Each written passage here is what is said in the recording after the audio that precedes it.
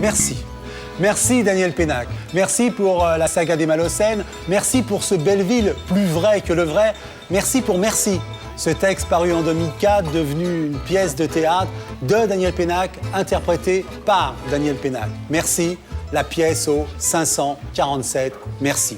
Un merci de plus aujourd'hui pour ce Nemo, paru aux éditions Houellebecq. Bel hommage à Nemo, cet artiste des rues qui fait rêver au pochoir les murs de Belleville et d'ailleurs depuis plus de 30 ans. Merci ce soir pour ce journal intime dans lequel il nous parle des envolées minimales de Nemo, de l'œil de Doisneau qui veille sur lui, de la poésie scrupuleuse de Tardy et de ce paradoxe du jeunisme d'aujourd'hui qui voit les baby-boomers ne pas lâcher le micro. Je suis un baby-boomer. Enfin, un dernier merci pour ta façon d'être un ami. Et là, Daniel, c'est moi qui te dis merci.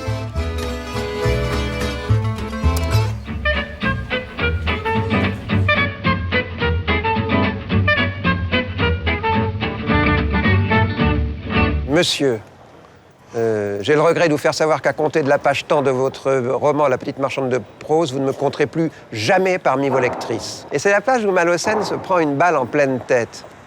3 semaines plus tard, 2e lettre. Cher monsieur, une amie m'ayant appris que Malocène s'en sortait, veuillez considérer comme nulle et non avenue ma lettre précédente, etc. Ça, c'est les rapports avec les lecteurs. C'est extra. Des cheveux qui tombent comme le soir et de la musique en bas des reins. Donc c'est là que je bosse. Là-bas, vous avez mon vieux Robert, c'est Doisneau, qui me regarde d'un air sarcastique. Et alors, il avait un œil de Piaf. C'était... chaque clin d'œil était un petit coup d'obturateur, mais en même temps, il y avait le commentaire qui allait avec, et les mots étaient aussi incisifs que son œil. Et quand vous voyez son œil là sur la porte, c'est pas n'importe quoi, hein, c'est vraiment une... ça regarde. Je me sens très très bien surveillé là, au cas où j'aurais tendance à m'y croire. Difficile de parler de Doisneau dans 10 mètres carrés. Ouais, lui, c'était un Piaf. Il sortait dans la rue. Je vais comme un oiseau, ça ne se fait plus. Je veux ma voix brisée, triplement brisée, swinguer comme une triplette de Belleville. Doisneau, un jour, me téléphone en me disant... alors je décroche et j'entends « Daniel !» Daniel, avec sa voix un peu à la Bourville. Comme ça. Je dis, qu'est-ce qu'il y a? Il dit, viens tout de suite. Je dis, mais où es-tu? On s'en fout, viens, bordel, viens. En fait, il était dans une expo, il était en train de s'emmerder dans un cocktail quelconque, où il y avait fait un vernissage quelconque, quoi. Et il sort cette phrase, « Il n'y a rien de plus terrible que d'être devant une toile abstraite sur un parquet qui grince. »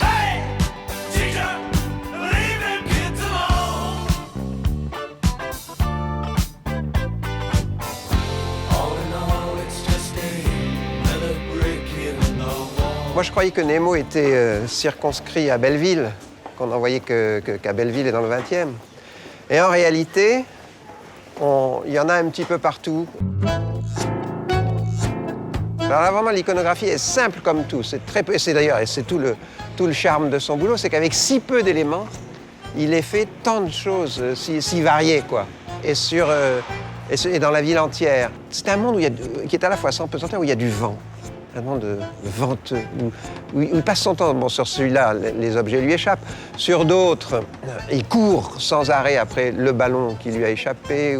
Il est sans arrêt en équilibre en avant. Et ça crée une dynamique incroyable qui fait que c'est comme s'il traversait la ville dans une espèce de déséquilibre permanent, où tout d'un coup, il est plaqué contre un mur. Et si ce n'est pas lui qui est en déséquilibre, ce sont ses accessoires, qui sont comme ça, pas très nombreux, mais disposé de telle façon et toujours dans des mouvements tels qu'on a l'impression que c'est un monde féerique, quoi.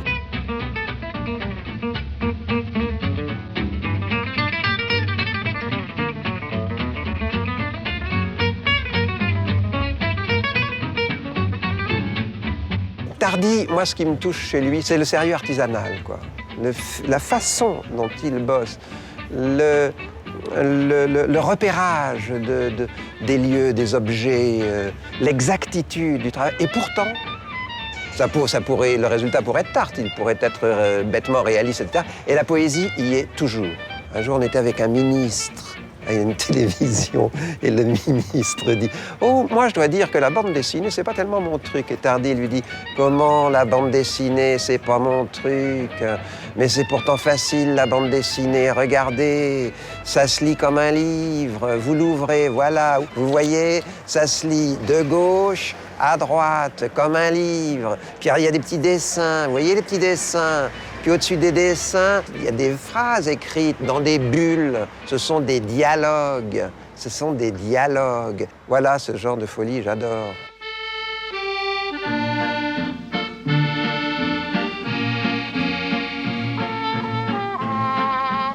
Qui a fait ça? Non.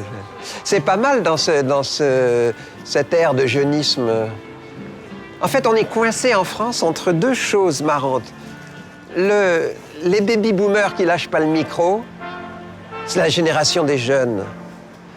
Ça les fait chier d'avoir ces baby-boomers qui, jusqu'à 90 ans, ne lâcheront pas le micro. Le baby-boomer, dont je suis, entre parenthèses, est né dans l'immédiate après-guerre, la camelote d'après-guerre nourrie au lait du plan Marshall. Et tiens, voilà un jeune. Mais en même temps, la contradiction à cette situation-là, c'est que l'idéologie, elle, c'est le jeunisme total, quoi.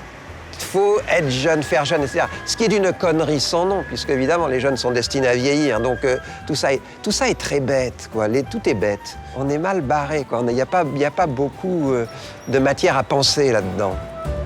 Ménilmontant